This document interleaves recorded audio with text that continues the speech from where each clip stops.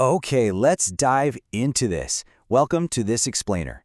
Today, we're taking a visual journey into one of the most intuitive, popular, and honestly truly powerful machine learning algorithms ever developed. We are exploring the random forest. If you've ever wondered how modern data science tackles incredibly complex problems without just relying on a single perspective, well, you're in exactly the right place. Right off the bat, I want to pose a slightly weird question. Can a team of average trees beat one perfect tree? You see, in machine learning, we spend a massive amount of time trying to build the quote-unquote perfect decision tree, but we always run into a fatal flaw. A single decision tree acting as a solo superstar is incredibly unstable. If it grows too deep, it essentially just memorizes the training data instead of actually learning general patterns. If you change the data just a tiny bit, the whole tree might completely change. So instead of endlessly searching for one perfect tree, what if we allowed hundreds of reasonably good decision trees to work together? To answer that, here's our roadmap for today. We're going to cover 1. The solo tree problem. 2. Creating a diverse forest. 3. Making the final prediction. 4. Tuning and feature importance. And finally, 5. Beyond basic accuracy. Let's get right to it with Section 1, the solo tree problem. Think about making a massive life decision, like buying a house. You wouldn't just rely on one single person's opinion, right? And this brilliantly illustrates the random forest philosophy. A single decision tree is like that solo superstar, highly sensitive and unstable. You tweak the data and boom, the whole tree changes. In data science, we call this high variance. A random forest, on the other hand, is a cooperative team. By combining hundreds of trees together, the individual mistakes basically just wash out, which makes the overall model incredibly stable and robust. Moving along to Section 2, creating a diverse forest. Here's the catch, though.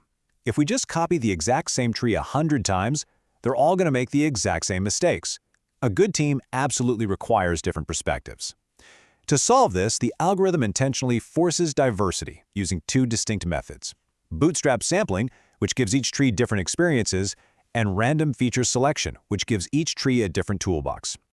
Let's look a little closer at Bootstrap Sampling. Imagine you've got a bag of 10 numbered balls. You pull one out, write down the number, and, here's the kicker, you put it back in the bag. This is known as sampling with replacement. Because we put the data back, some observations are going to be selected multiple times, while others get left out entirely. This gives each tree its own totally unique reading list to study from. But those left-out data points, they aren't wasted. They're called out-of-bag samples. Because the tree has literally never seen them, they act as this really clever built-in test to evaluate the model without us even needing a completely separate testing dataset. All right, Section 3, making the final prediction. Now, what's really interesting about this slide is how simple and democratic the solution actually is. For classification problems, like, say, predicting whether wildfire smoke is going to be hazardous, the forest uses majority voting. Imagine our forest has 10 trees. 7 trees analyze the environmental data and vote hazardous. 3 trees vote not hazardous. The forest just counts the votes and the majority wins.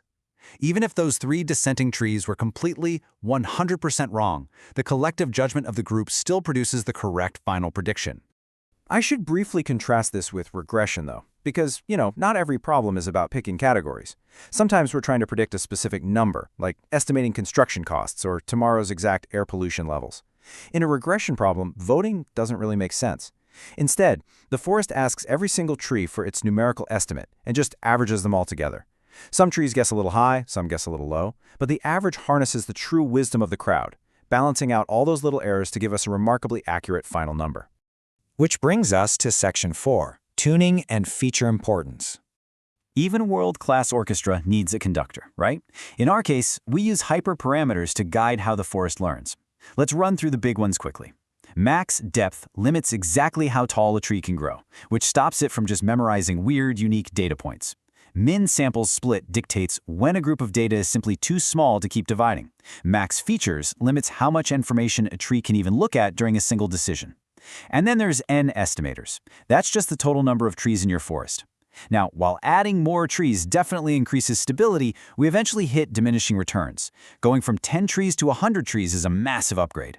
But going from 1,000 to 2,000 trees, you might just be wasting your computer's time and memory for basically zero improvement. It's all about finding that sweet spot. So the crucial point is that a random forest isn't just some mysterious black box that spits out answers. It can actually tell us what matters, We call this feature importance.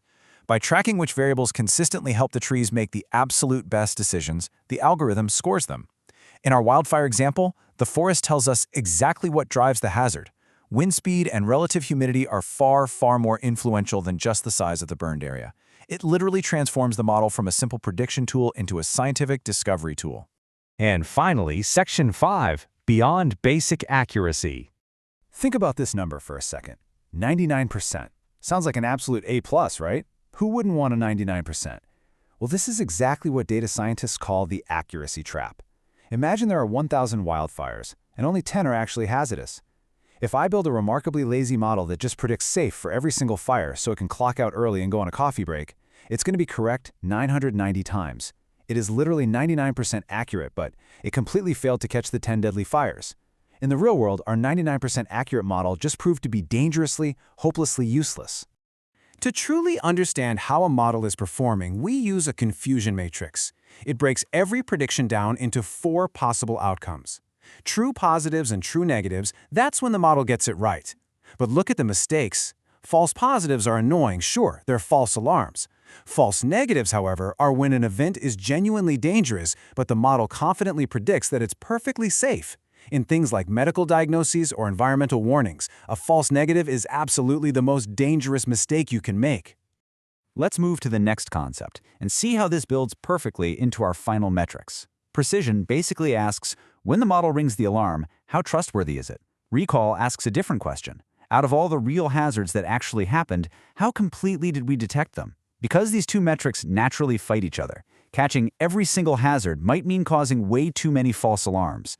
And that is exactly why the F1 score exists. It's a single mathematical metric designed to strike the perfect, delicate balance between avoiding false alarms and catching the real threats. Which leaves us with this final, somewhat provocative thought. The next time someone tries to sell you on a new algorithm, an AI, or some fancy statistical model, and they proudly claim it's 99% accurate, ask yourself, your model says 99% accurate, but is it catching the 1% that actually matters? Understanding the data, the algorithms, and the real-world trade-offs between precision and recall is exactly what separates truly valuable insights from very dangerous blind spots. Thank you so much for joining me on this explainer, and keep asking those tough questions.